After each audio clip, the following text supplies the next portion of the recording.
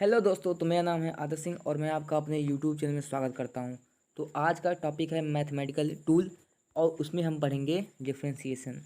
यह lecture class 11th व 12th दोनों स्टूडेंट्स के लिए है। अगर आपने क्लास 11th और 12th में मैथ नहीं लिया है तो आपको फिजिक्स के फार्मूला डेरिवेशन करने में प्रॉब्लम होती होगी, और उसी प्रॉब्लम को सॉल्व करने के लिए मैं यह वीडियो लेकर आया हूँ। इस लेक्चर में हम डिफरेंशिएशन के केवल उन्हीं कॉन्सेप्ट को क्लियर करेंगे जो कि हमारे लिए इम्पोर्टेंट होंगे। ओके, तो यहाँ पे अगर आप वीडियो को लास्ट तक देखते हैं तो आपको आगे कोई परेशानी नहीं होगी। सो चलिए बिना किसी समय गवाए वीडियो को शुरू करते हैं। डिफरेंशिएशन का टॉपिक शुरू करने से पहले हमें एक और टॉपिक पढ़ना होगा जिसका नाम है स्लोप, यानी कि ढाल।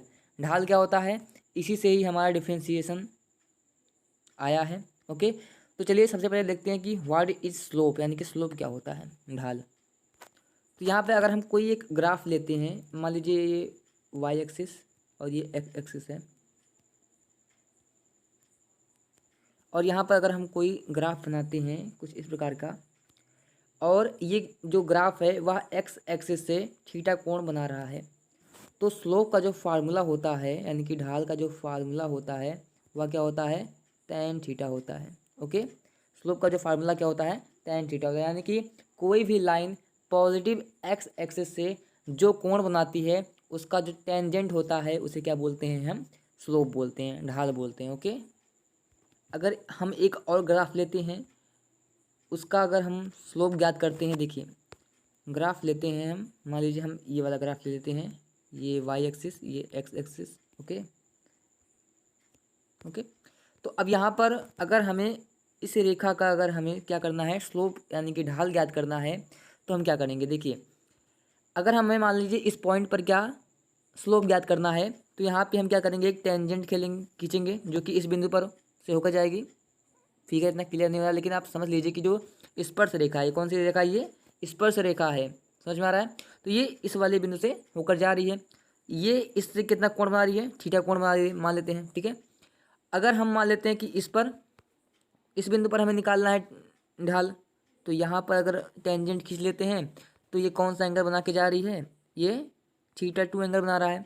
उसी प्रकार हम इस बिंदु पर भी निकाल सकते हैं, इस पर उपस्थित सभी बिंदु पर हम क्या निकाल सकते हैं, ढाल निकाल सकते हैं। यानी कि देख आप यहाँ पर गौर कीजिए तो आप देख रहे होंगे कि सभी बिंदु पर क्या हो रहे हैं, ढाल क्या हो रहा है, परिवर्तित हो रहा है, यानी कि बदल रहा है।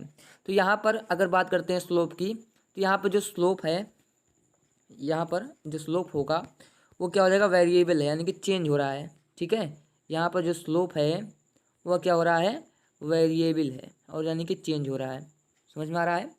और यहाँ पर जो स्लोप है इस वाले ग्राफ में वो क्या है, कांस्टेंट है। ओके, यानी कि नियत है, आपको दिख ही रहा होगा। यहाँ पर सभी स्लोप क्या है, थीटा। अगर हम यहाँ पर इस बिंदु पर स्लोप ज्ञात करते हैं तो यहाँ पर भी क्या हो जाएगा, ये भी थीटा कोण होगा। ठीक है, इस पर अगर हम किसी भी बिंदु पर अगर स्लोप ज्ञात करते हैं तो उसका मान क्या होता है, tan थीटा होता है। लेकिन अगर हम इस वाले ग्राफ की बात करते हैं तो इसमें देखिए हर बिंदु पर अगर तो ढाल क्या होगा, ये बदल रहा है, यानी कि वेरिएबल का कार्य कर रहा है। ठीक है, तो यानी कि स्लोप दो प्रकार के हो गए, एक कांस्टेंट हो गया, एक वेरिएबल हो गया। ओके, अब हम देखते हैं कि व्हाट इज डिफरेंशिएशन, यानी कि अवकलन क्या होता है।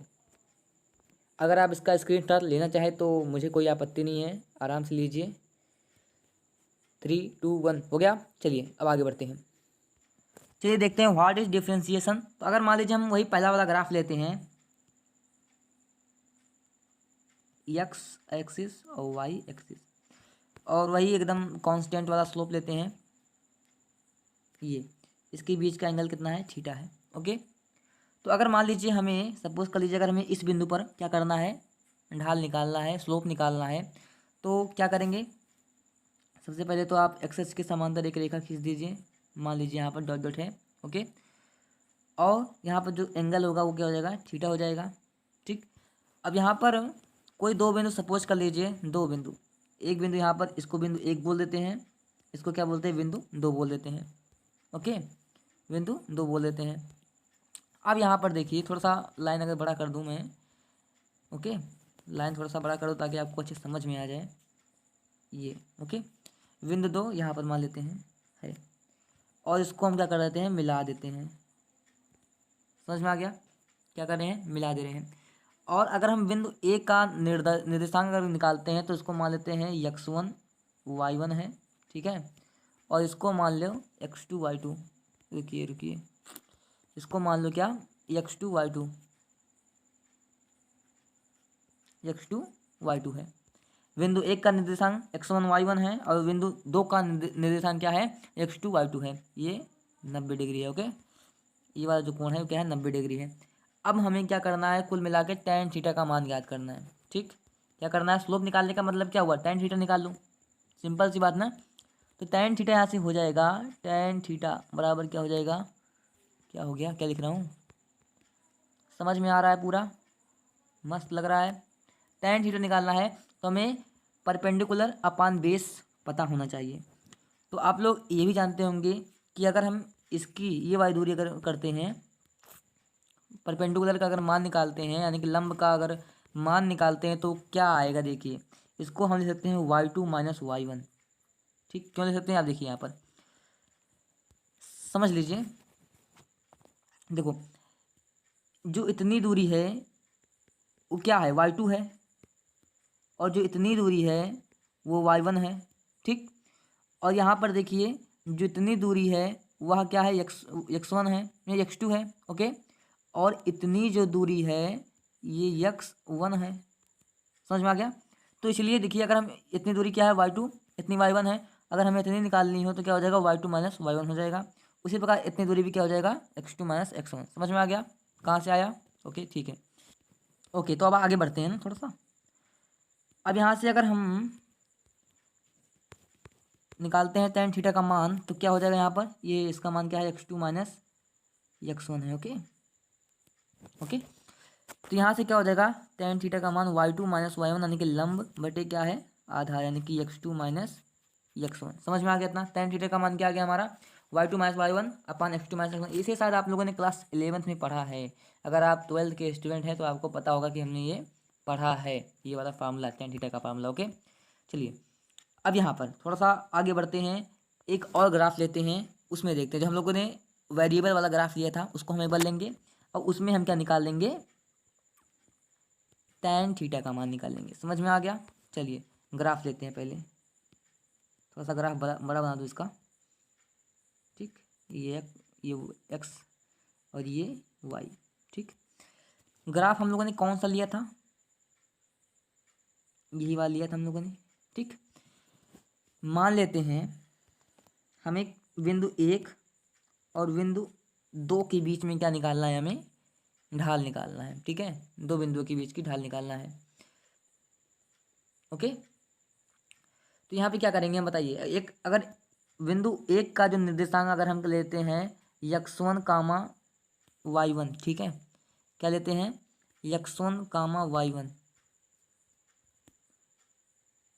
और बिंदु 2 का लेते हैं x2 कामा y2 निर्देशांक है। ठीक, तो अगर हम, तो यहाँ पर सबसे पहले हम यहाँ से एक x के समांतर एक रेखा खींचेंगे कुछ इस तरह से।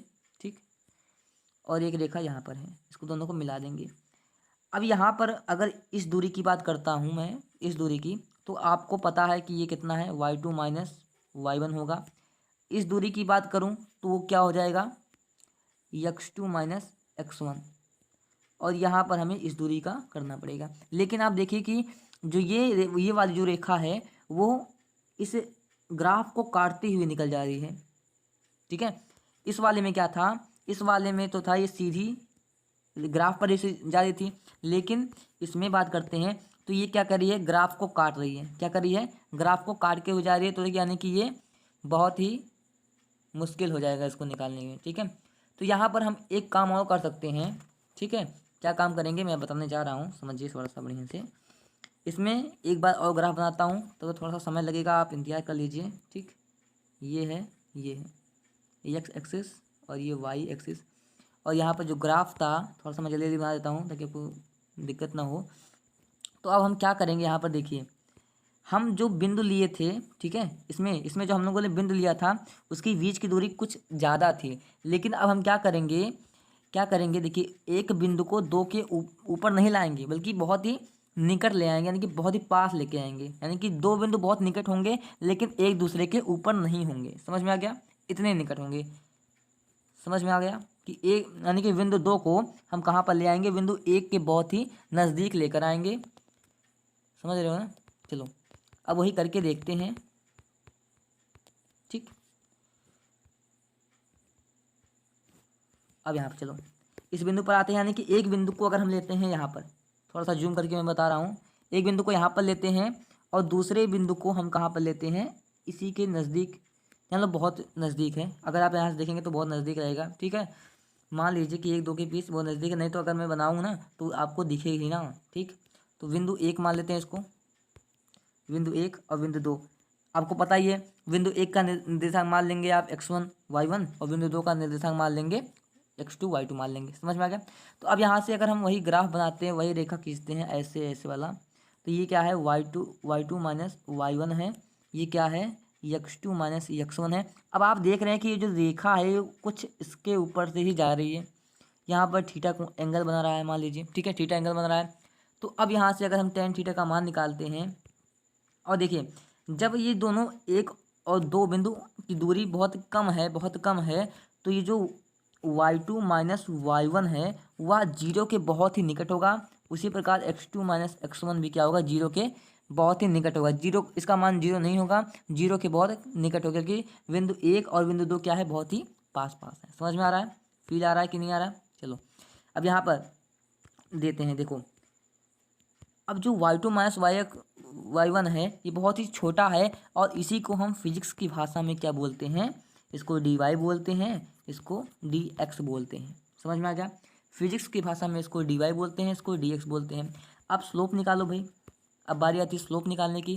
तो स्लोप क्या हो जाएगा, देखो स्लोप बराबर क्या होता है, tan थीटा होता है। ओके, स्लोप बराबर क्या होता है, tan थीटा। तो tan थीटा यहाँ से निकालते हैं तो क्या आ जाएगा, लंब बटे आधार यानी कि परपेंडिकुलर अपान बेस हो जाएगा। ठीक, तो यानी कि क्या हो जाएगा, y2 माइनस y1 का मान क्या है, dy, इसको हम dy भी लिख सकते हैं, और x2 माइनस x1 को क्या लिख सकते हैं, dx लिख सकते हैं। समझ में आ गया।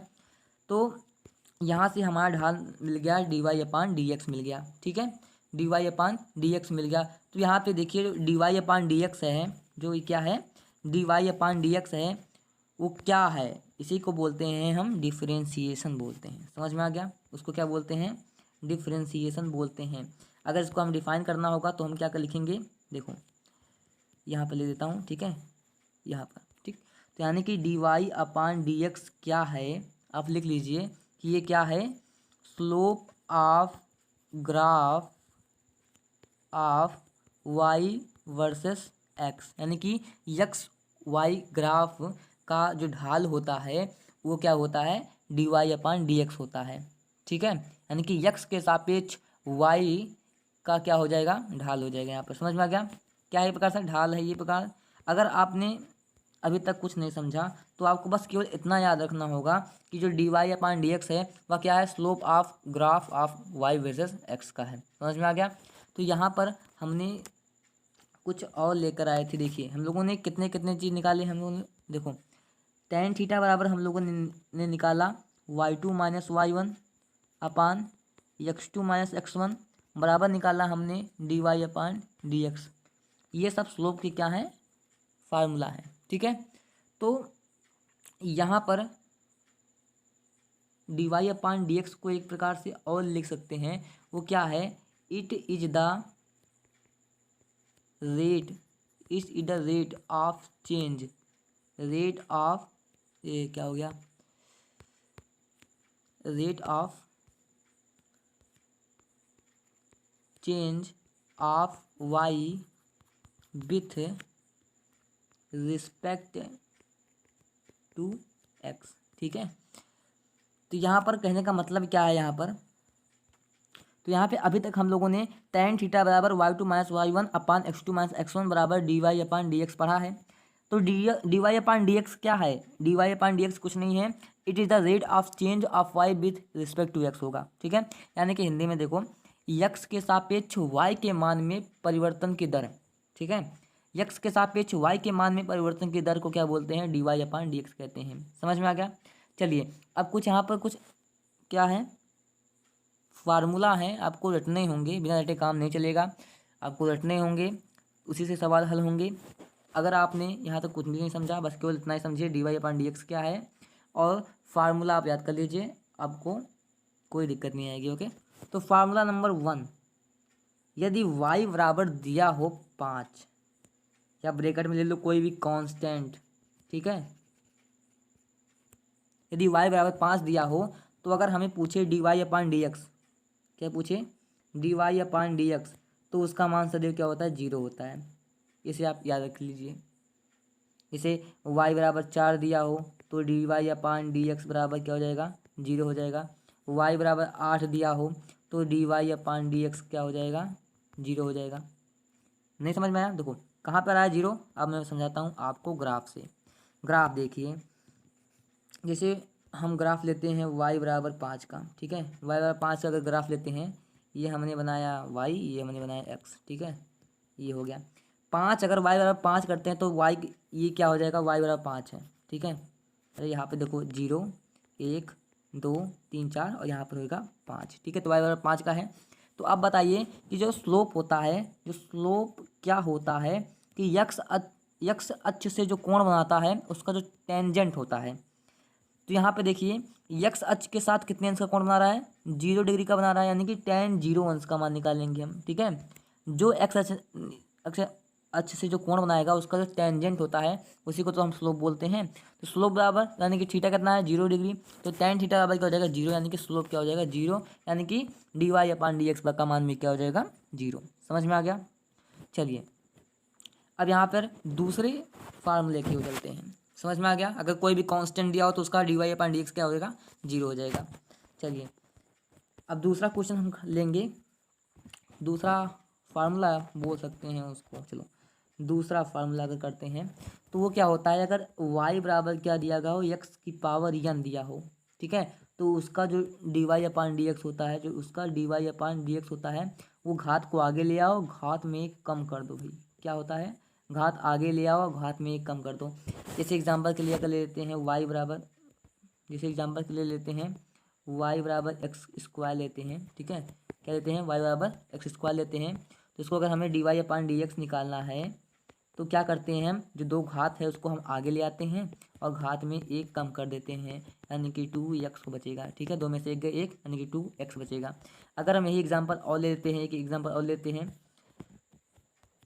y बराबर अगर दिया हो √2 दिया हो, ठीक, तो अगर हमें पूछे dy/dx का मान ज्ञात करो तो क्या करोगे कि 2 की पावर क्या होता है, इसको हम लेते हैं 2 की पावर 1/2 लिख सकते हैं। ओके, तो यहाँ पे क्या हो जाएगा, 2 की पावर 1/2, देखिए एक मिनट थोड़ा सा भावनाओं में बह गए, ठीक, इसको हम लिखते हैं 2 की पावर 1/2। ओके, सिंपल है, पता है सबको। तो यहाँ पे घात आगे ले आओ, घात क्या है, 1/2 है तो घात को आगे ले आओ, 2 हो जाएगा, और घात में एक कम कर दो तो क्या हो जाएगा, 1/2 एक्स की पावर क्या हो जाएगा, -1/2 हो जाएगा। समझ में आ गया? यानी कि अगर आगे सॉल्व करना चाहो तो 200x कर सकते हो। समझ में आ गया?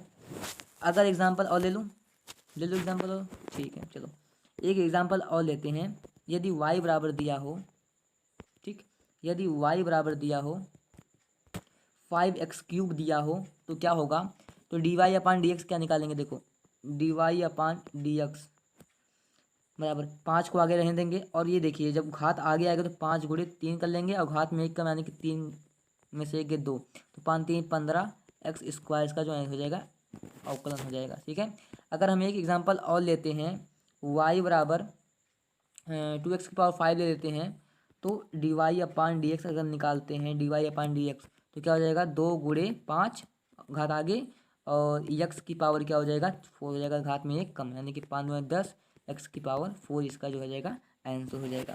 अगर हम एक एग्जांपल और ले लेते हैं, एग्जांपल कितना लें बताइए, जितना आप बोलेंगे उतना ही आज एग्जांपल लिया जाएगा। अगर यहाँ पे एग्जांपल लेते हैं 3x का लेते हैं, ठीक है, 3x का लेते हैं, तो यहाँ पर क्या हो जाएगा, देखो बढ़िया क्वेश्चन है। तो अगर हम निकालते हैं dy/dx निकालते हैं तो क्या हो जाएगा, 3 तो रहेगा, x की पावर 1 यानी कि आगे आ जाएगा 1, और x की पावर ब्रैकेट में लिख दो, x की पावर क्या हो जाएगा, 1 में से 1 यानी कि 0, यानी कि क्या हो जाएगा 3x की पावर 0 बराबर क्या हो जाएगा, 3x की पावर 0 का मान 1 होता है। यानी कि देखिए अगर कोई भी y बराबर दिया हो, x का गुणांक दिया है, x का गुणांक दिया गया है, तो उसका मान हमेशा जो अचर है उसको वही हो जाएगा। अगर 3 है तो 3 होगा, 5x है तो 5 होगा, 6x है तो 6 हो जाएगा। समझ में आ गया। अगर एक एक एग्जांपल और लेते हैं, ठीक है, एक एग्जांपल और लेके चलते हैं। अगर y बराबर x दिया गया हो, y बराबर x दिया गया हो और हमसे पूछे क्या, dy अपान dx, तो हमें क्या लेंगे, x की घात 1 है तो 1 आगे ले आओ और 1 कम कर दो, ठीक है। बराबर क्या मिल जाएगा हमें, x की पावर 0 बराबर 1, यानी कि y बराबर x का जो अवकलन होगा वो क्या होगा, 1 हो जाएगा, ठीक है। इतने एग्जाम्पल बहुत हैं, ठीक है। अब चलते हैं अगले फार्मूले की ओर। ओके, चलो अब यहाँ पर एक मिनट रुकिए। तो फार्मूला नंबर 3 जो भी हो, ठीक है, y बराबर अगर e की पावर x दिया गया है तो यानी कि dy अपान डी एक्स का मान क्या हो जाएगा, e की पावर x ही होगा। क्या होगा, e की पावर x ही होगा। फार्मूला नंबर 4 नोट करते चलिए पूरा, ठीक है। तो अगर y बराबर क्या है, log e x दिया गया है तो dy अपान डी एक्स का मान क्या हो जाएगा, 1 अपान एक्स हो जाएगा। इसे भी आप कर लीजिए, इंपॉर्टेंट है। अगर यहाँ पर y बराबर दिया हो a की पावर x, तो dy अपान डी एक्स का जो मान होगा वो हो जाएगा a की power x log e a हो जाएगा। समझ में आ गया, ठीक। इसे अगर यहाँ पर एग्जांपल ले लेते हैं, y बराबर 5वें का एग्जांपल लेते हैं। यदि y बराबर दिया गया हो 4 की पावर x दिया गया हो तो dy अपान डी एक्स अगर निकालते हैं तो क्या हो जाएगा, देखिए यहाँ पर a की पावर x का a की पावर x आगे ले आओ, यानी कि 4 की पावर x ले आओ इंटू लॉग ई ए के स्थान पे क्या है, 4 है, तो इसका ये हो जाएगा आंसर। समझ में आ गया। चलिए, उम्मीद करता हूँ आप लोगों को समझ में आ रहा होगा। चलिए ये देखिए, अगर स्क्रीनशॉट लेना चाहे तो आप ले सकते हैं, वैसे तो कापी पर निकाले होंगे, आप नोट करते होंगे। चलिए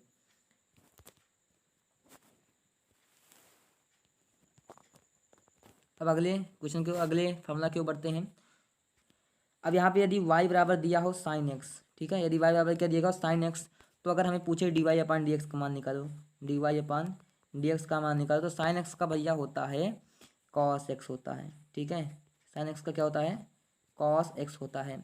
अगर y बराबर पूछे, यदि y बराबर cos x दिया रहे तो अगर पूछे dy अपान डी एक्स का मान ज्ञात करो, ठीक है, तो क्या हो जाएगा, वो माइनस साइन x होता है। इसे भी आप याद करते रहिए।